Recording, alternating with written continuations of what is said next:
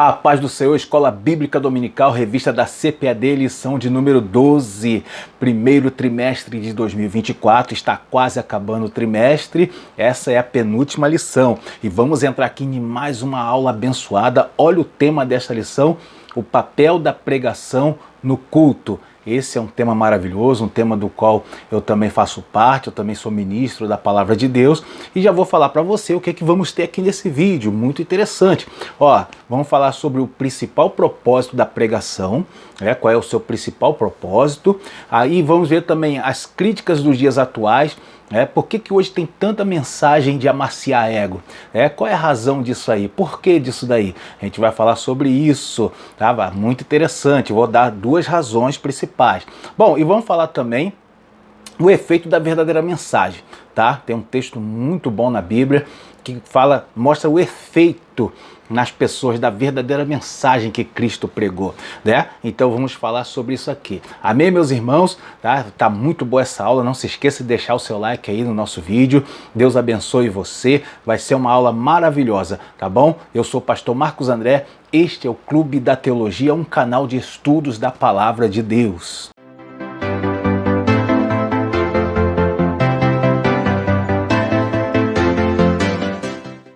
Vamos então aqui no nosso textuário da lição, está na segunda carta de Paulo a Timóteo, capítulo de número 4, verso de número 2, diz assim: que pregues a palavra, instes a tempo e fora de tempo, redarguas, repreendas, exorte com toda longanimidade e doutrina. E a verdade prática diz o seguinte: pregar a palavra de Deus é a sublime missão da igreja. É por intermédio do ministério da palavra que vidas são salvas, transformadas e edificadas. Amém, meus irmãos?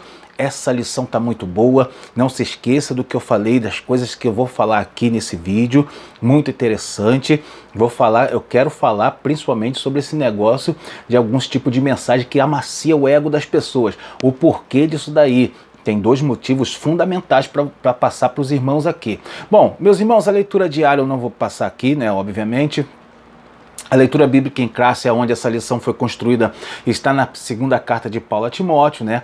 Ali no seu capítulo 4, também não vou ler, mas vou entrar com os irmãos aqui já nessa introdução. Eu vou ler aqui a primeira parte, diz o seguinte: nesta lição veremos a importância da pregação bíblica, denominada também como ministério da palavra. Nesse aspecto, para refletir a glória de Deus, a pregação precisa manter o propósito para a qual foi estabelecida, revelar Deus e educar a igreja. Amém? Bom, então já vamos falar sobre isso daqui. O propósito da revelação, ele fala aqui, né, revelar Deus e educar a igreja, já dá esse início daqui pra gente. E quando a gente fala revelar Deus, é interessante falar que ela quer revelar, na verdade, as obras de Deus. E quando fala as obras de Deus, obviamente, fala da salvação. O propósito pelo qual foi escrito a Bíblia é para a salvação do ser humano. Tá? E aí a gente vê Deus enviando o seu Filho e aí o seu Jesus manda que nós preguemos o Evangelho para todo mundo, a toda criatura. Então o propósito da pregação é revelar as obras de Deus, a principal obra que é a salvação, e isso daí, né, além disso também tem educar o povo, o corpo de Cristo, né, instruir a igreja, edificar o povo de Deus, tá bom? Isso a gente vai ver aqui dentro da lição. Vamos entrar nos detalhes agora dessa lição. Eu quero também na segunda parte ler aqui, fala assim, ó: por isso podemos afirmar que o ministério é importante, pois assim a igreja é edificada e moldada pelos valores do reino. Uma igreja em que a palavra de Deus não tem primazia, tanto na ação evangelística quanto na discipuladora, é uma igreja fraca. Interessante essa afirmação. A realidade é que a gente vive num país onde não há perseguição, né? Então, num país onde não há perseguição, uma coisa interessante acontece: igrejas fracas sobrevivem. Essa é a realidade. Onde tem perseguição, é onde o evangelho é perseguido, aí as igrejas fracas não sobrevivem, porque o crente fraco ele vai embora, ele não vai ficar onde tem perseguição. Mas num país igual o nosso, onde não há perseguição, igrejas onde não tem a palavra de Deus, onde não dá primazia à palavra de Deus, tá? Aí as igrejas fracas permanecem cheias de crentes fracos, tá bom? Isso aí acontece, infelizmente. Mas vamos falar sobre um pouco disso aqui mais à frente. Quero lembrar os irmãos que vai ficar na descrição desse vídeo aí os links para você conhecer o nosso trabalho, o nosso blog, o Clube da Teologia, conhecer também ali os subsídios que eu coloco ali também. Vai ficar na descrição desse vídeo aí os links para você conhecer esse trabalho, esses subsídios, saber como adquirir e também conhecer os meus livros publicados, tá bom? Os meus livros estão aí, tá? E se Deus quiser, nós vamos trazer um novo trabalho em nome do Senhor Jesus. Vamos entrar nessa lição abençoada?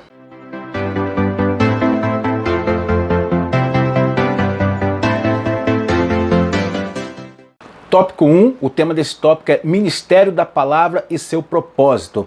Vou ler o primeiro subtópico aqui. O tema desse primeiro subtópico é a pregação como proclamação. Vamos ler essa primeira parte, diz assim, ó: o propósito mais sublime do Ministério da Palavra está no fato de ele revelar Deus às pessoas. Frequentemente as Escrituras se referem a esse aspecto da pregação como sendo uma proclamação.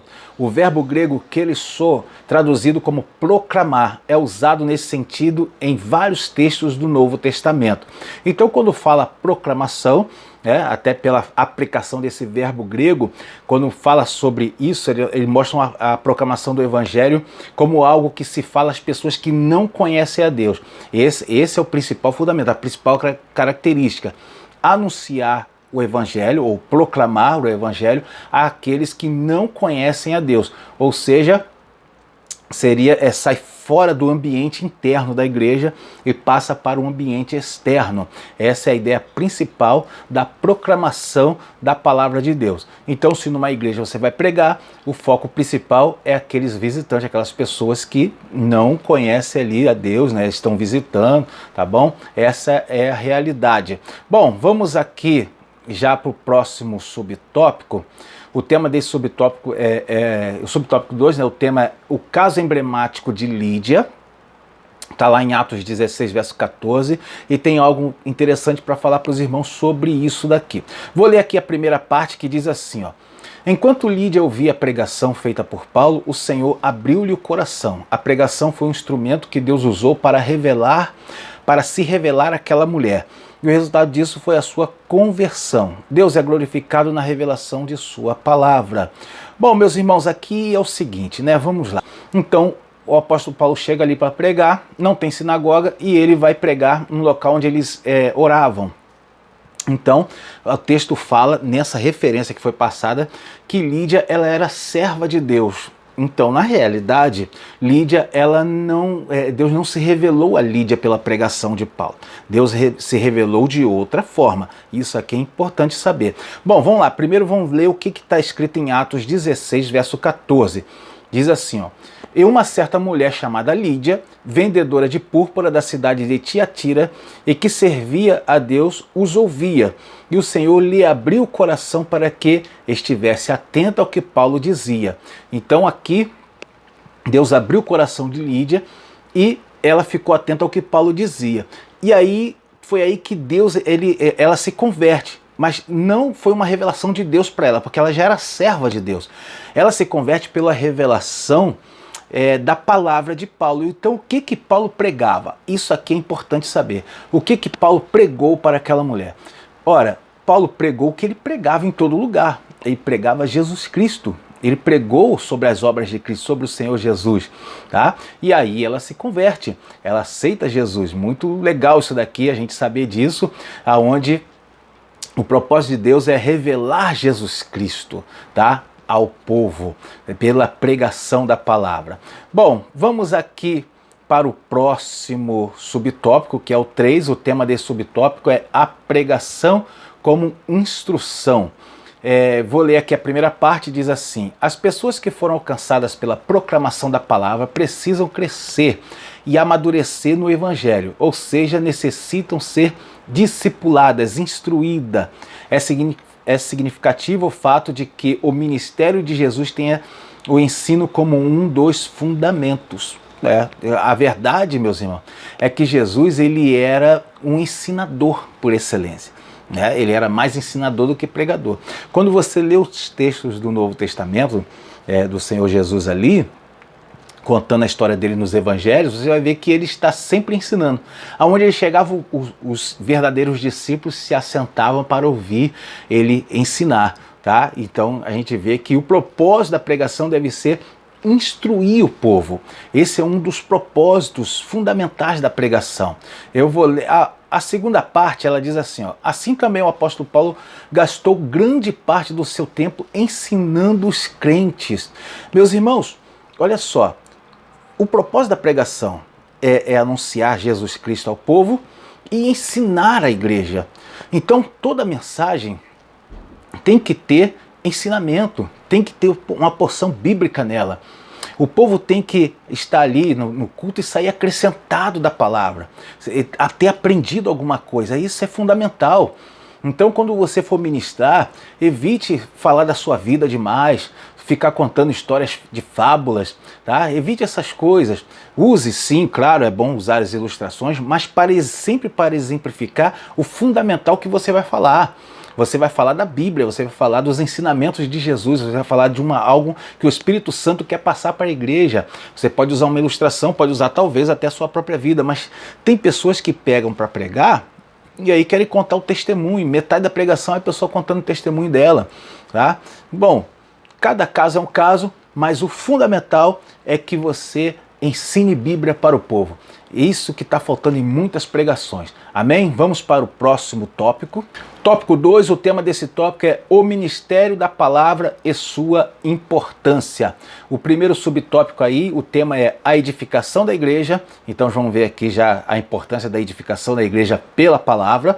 Vou ler essa primeira parte que diz assim: a palavra tem a importante função de edificar a igreja. Essa edificação vem pelo confronto que o Espírito Santo traz pelo ministério da palavra. Olha a palavra aqui, ó, confronto que o Espírito Santo traz pelo ministério da palavra, que exorta e consola. Bom, então vamos entender o que é edificar a igreja. Edificar a igreja é trazer ela para a maturidade, fortalecer a igreja, instruir ela, fazer ela crescer na graça e no conhecimento. Isso é edificar a igreja. E para edificar a igreja, a palavra tem que ser aplicada. Como assim aplicada? Ela não pode ficar só no campo da teoria. O povo tem que sair dali para aplicar o que aprendeu, o que recebeu de Deus ali naquele culto. Essa é a lógica. Então, para que isso aconteça, a palavra tem que confrontar. A pessoa tem que estar no culto, na pregação, e ser confrontada pelo Espírito Santo, pela mensagem da palavra. Sair dali com a vontade de modificar alguma coisa na sua vida. Sair dali com a vontade de tomar uma atitude. Eu tenho que melhorar nisso, eu tenho que fazer isso, eu tenho que fazer aquilo. É isso que o povo tem que receber da pregação, tá? Com isso a igreja é edificada. Se não for assim, irmão, se a mensagem for só para dar conhecimento para o povo, ou para o pregador mostrar que tem muito conhecimento, então não adianta. Então a igreja perdeu tempo ali. Isso infelizmente é assim. Bom, eu vou ler aqui a segunda parte, diz assim, ó: o termo grego paraklesis, traduzido como exortar e consolar, significa um chamado para ajudar e encorajar. Ele ocorre com muita frequência no Novo Testamento, sendo a maioria das vezes no contexto da igreja, tá? Então a gente vê que na época de Cristo, na época da igreja primitiva, não havia diferenciação de culto. O que culto de ensino, culto de doutrina, culto de adoração, não tinha essa diferenciação. Culto era culto, tá? E todo culto, a palavra que era ministrada era a palavra para ensino. Essa é a realidade. O que a gente conhece hoje como pregação começou como ensino da palavra, tá? O povo era ensinado acerca das Escrituras. Foi assim que iniciou a pregação. Aí depois, pregando-se em praça pública, pregando-se, os pregadores começaram a colocar na ministração uma coisa que nós usamos hoje, que é chamada eloquência, a boa oratória, as técnicas, tudo isso foi acrescentado depois. Mas isso é coisa do homem, é coisa dos talentos humanos, tá? O que importa mesmo é a mensagem que está dentro da palavra de Deus, uma mensagem de ensino para edificar a igreja. Bom, vamos no próximo subtópico. O tema é formação de valores. Aqui tem uma coisa forte.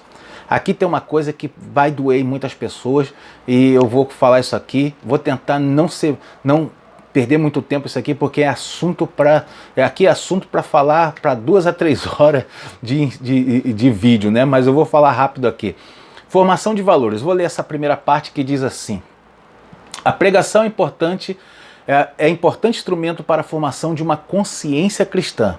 A guerra cultural travada nos últimos anos contra a fé cristã mostrou a necessidade de a igreja firmar cada vez mais os seus valores. Então, quando o comentarista fala de uma guerra cultural, isso que ele está falando aqui se refere a umas ideias que está no nosso meio, está proliferando, já vinha há muito tempo se proliferando no nosso meio, que são as ideias esquerdistas. Tá? Eu vou ser bem claro aqui nessas palavras, não sei se vai ter crente que não vai gostar, mas eu vou falar a realidade. Ideias esquerdistas é que está provocando essa guerra cultural, tá? Na nossa sociedade. Elas traz ideias de luta contra a família tradicional, são críticas à família tradicional, tá? Defesa do aborto, tá? São pautas abortistas.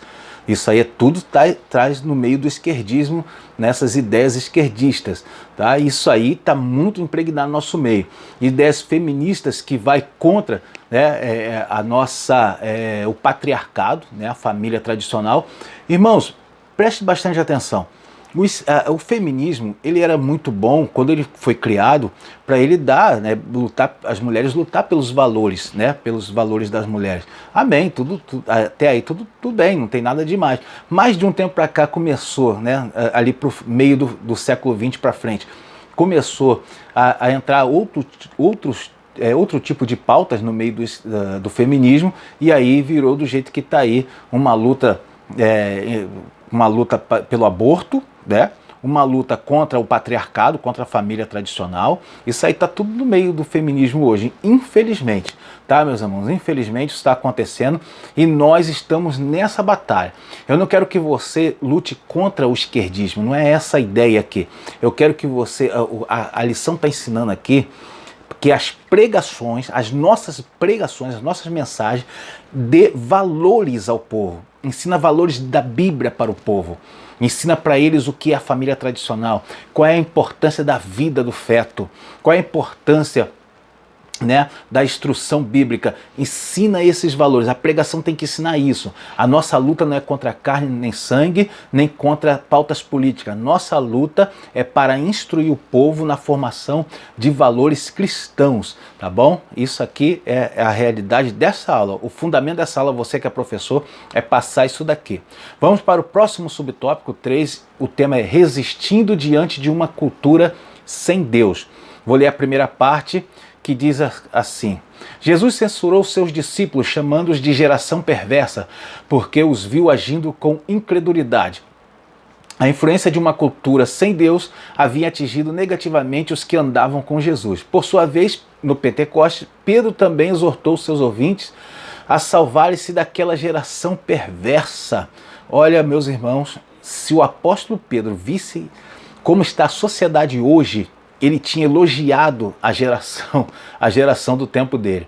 Porque hoje o que o inimigo está perseguindo a igreja, ele não persegue mais jogando os crentes na cova dos leões, não persegue mais prendendo o crente e nem expulsando do país, tá? Claro que tem lugar por aí que essas coisas ainda acontecem, né?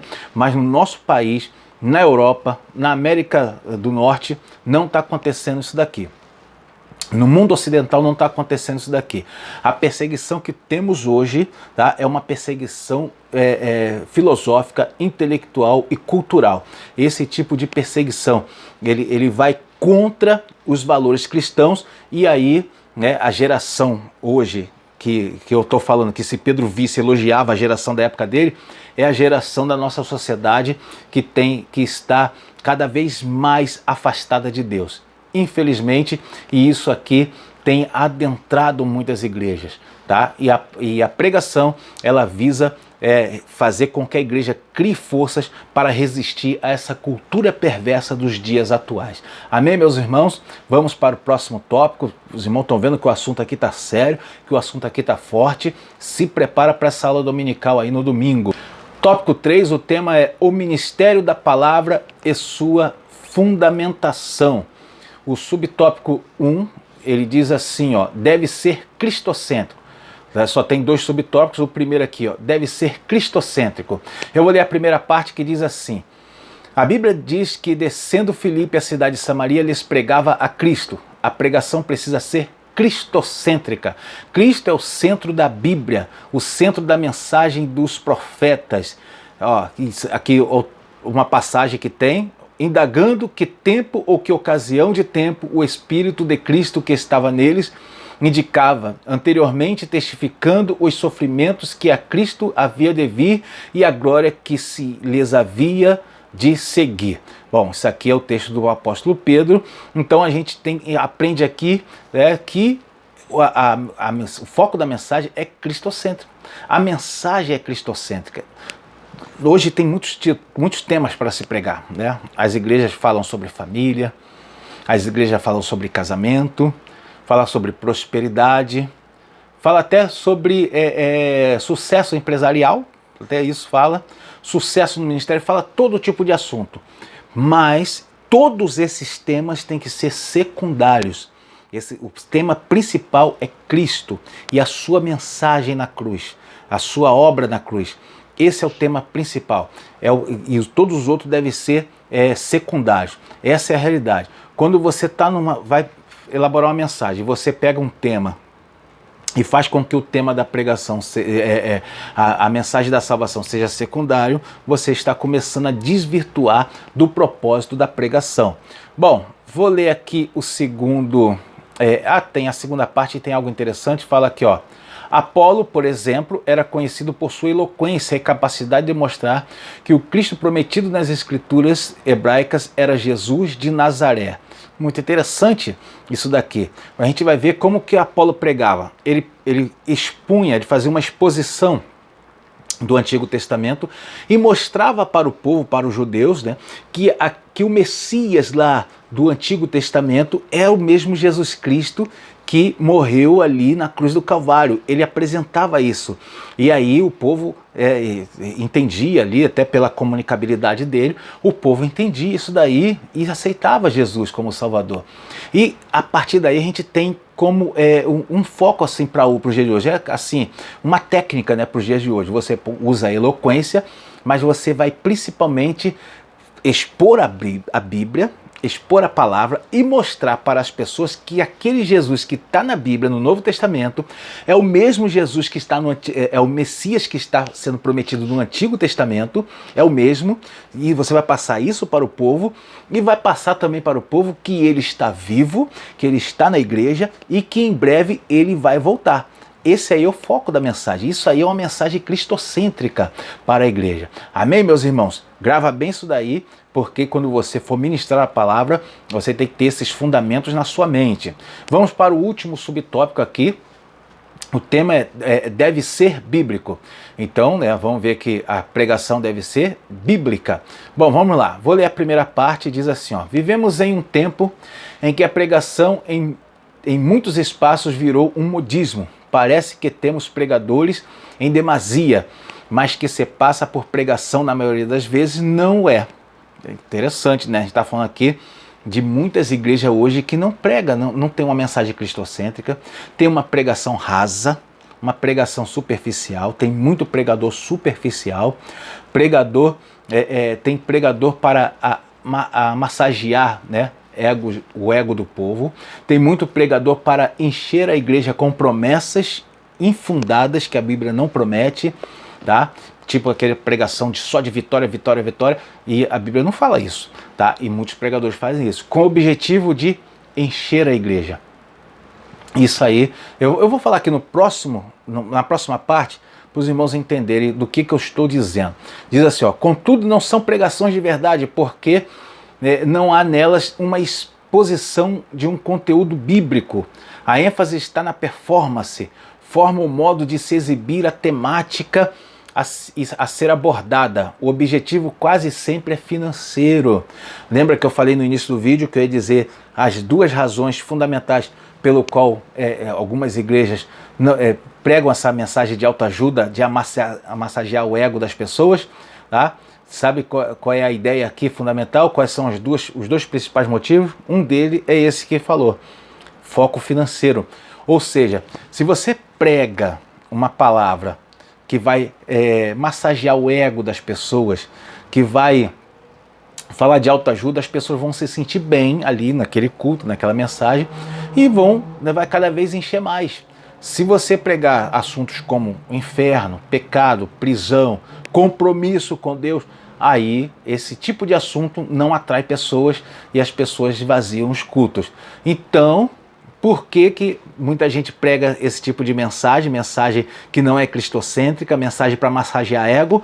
Por causa da questão financeira. A matemática é simples. Enche a igreja de pessoas, aumenta a verba do culto, tá? Isso aí é fato, está acontecendo agora, nesse momento, enquanto eu gravo esse vídeo aqui.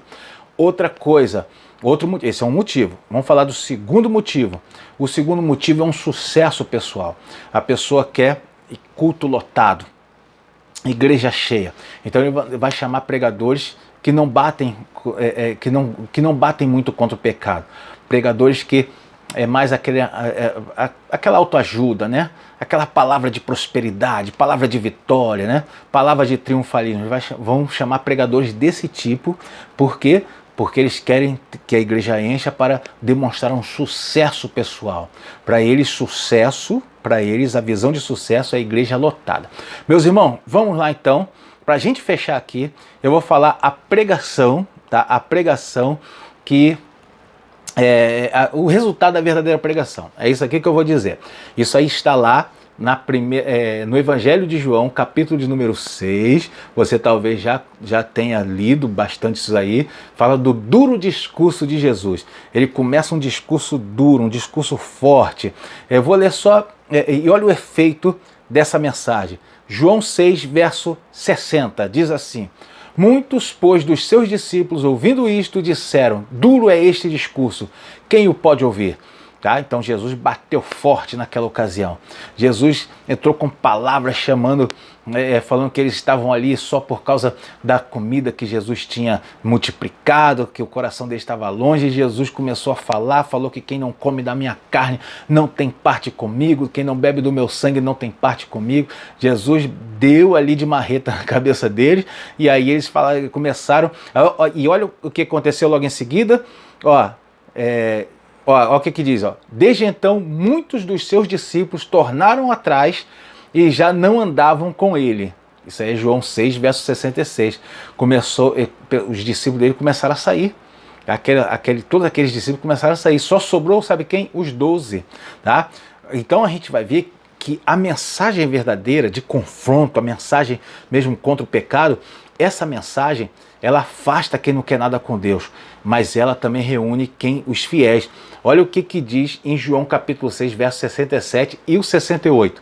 Diz assim, ó: então disse Jesus aos 12, quereis vós também retirar-vos? Respondeu-lhe, pois, Simão Pedro, Senhor, para quem iremos nós? Tu tens a palavra de vida eterna. Que maravilhoso, né? Então, os verdadeiros discípulos, os verdadeiros adoradores, mesmo que eles às vezes não estejam entendendo o que o Senhor está fazendo, mas eles não saem da presença de Deus, eles recebem o duro discurso, eles recebem a palavra dura e eles se consertam. Amém, meus irmãos? Essa aqui foi mais uma aula da Escola Bíblica Dominical, revista da CPAD, edição de número 12. Tá? Eu espero que você tenha gostado. Deixa o seu like aí no vídeo, tá bom? E compartilhe esse material. Eu te peço, deixa um comentário pra gente aí, vamos responder todos os comentários. Deus abençoe a sua vida, a sua casa e uma excelente aula para você.